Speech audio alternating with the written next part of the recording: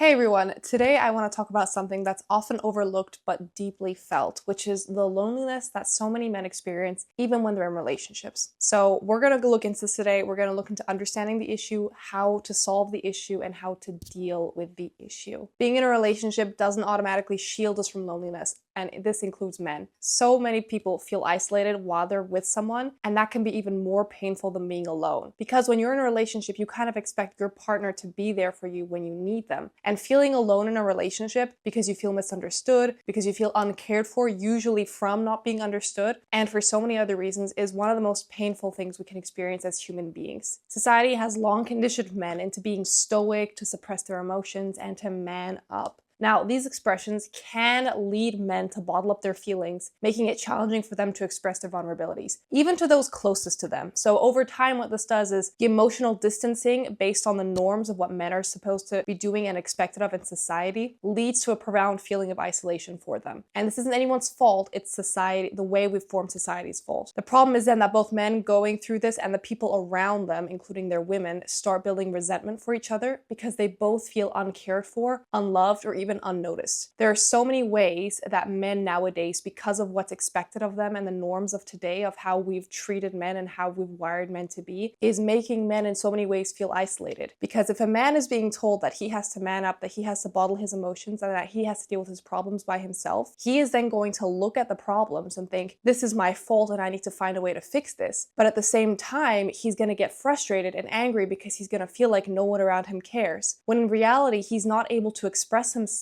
partially because he's never taught how to, the way a woman is taught how to express herself when she has needs, and also partially because men in today's generation and in today's society don't even recognize that they're missing out on doing something that is that crucial. And I think so many men nowadays, they struggle exponentially because they undermine the necessity of having companionship, of having friendships, and of having relationships with people who care, and they overestimate themselves and their capacity to deal with all sorts of trauma and all sorts of problems by themselves. Yes, it is important to be stoic, to be strong, and to be capable, but it is also so important to be able to be vulnerable to the most important people in your life, to the people that you need in your life, and to the people who are supposed to be there for you. If you can't expect to tell people about your problems, you can't expect people to then understand your problems and understand how you're feeling. On the next part of this, it is so crucial to recognize the steps of loneliness within a relationship. So you might feel disconnected during conversations, or experience a lack of intimacy, or find yourself withdrawing from shared activities. These feelings are valid and more common than you might even think. So we're going to look at different steps of overcoming loneliness, okay? Especially as a man who's going through this. Number one is to acknowledge your feelings. Yes, I know you've heard it before, but the first step is to admitting to yourself that you're feeling lonely. It's to admitting to the fact that you have a problem. When people who are addicted to drugs are submitted into rehab, the first step of their healing process is always to admit the fact that they have a problem. And if you can admit to yourself and to others that you have a problem and that you need help, that is what's going to help you. The second step is to then openly communicate to the people you trust. And this is another step that's strength, because it requires you to be vulnerable. Even though you may have been taught your whole life that you don't need to be vulnerable, even though you may have been taught your whole life that it's not necessary to open up about your feelings, opening up about communication and making sure that you're able to talk to the people in your life is so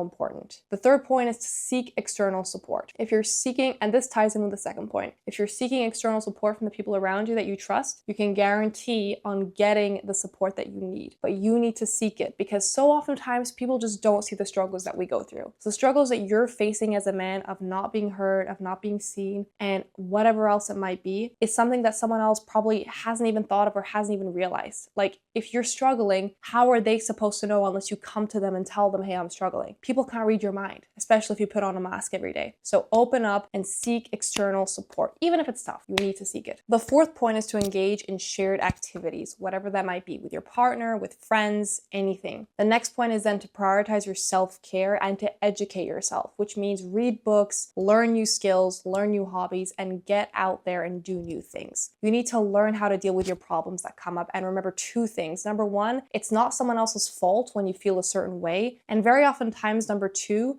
If you aren't able to communicate about yourself properly, the issue can never be addressed. Learning to deal with feeling bad while being open and vulnerable about it are absolute life changers and make a relationship, any relationship, work. This is not just about your romantic relationships. This is also about your friendships, your relationship with your family, and with your people at work. It could be with anyone. If you want to have people in your life who will be able to be there for you, you need to learn to be strong, but you need to also learn how to deal with your problems and come to the right people to solve them and to come to the right people to help you, guide you, and support you go through these issues. Societal norms have long dictated that men should embody strength and self-reliance, and often that is to the expense of their own emotional needs and their own emotional openness. This conditioning can lead to a reluctance of expressing their vulnerabilities and of you guys expressing your vulnerabilities and resulting in feelings of loneliness, and it can get even worse, even when you're in close partnerships. So recognizing that, articulating it, and realizing that you have needs is only going to form deeper connections with the right people and make the wrong people disappear from your life. Remember that feeling lonely is not a weakness, and so many of us feel lonely nowadays. There's so many people in the world who are in the same position as you, who are going through the same struggles as you, and you are not alone. We need to find a way to stop this crisis that so many men are having, where they're not being supported, where they're not being heard, and where they're not being listened to. This has got to stop. The amount of men who hurt themselves or worse, commit suicide every year because they feel unheard, because they're lonely, and because they have no one to listen to them. Very, very sad, and it needs to be stopped somehow. And this needs to start with you as a man. If you as a man are realizing that you're struggling and you don't know what to do, you need to find someone, anyone. If it's not your partner, it should be your partner, but if it's not your partner, if you cannot go to your partner, you need to find a friend, you need to find a coach, you need to find maybe a person at your church, maybe a family member,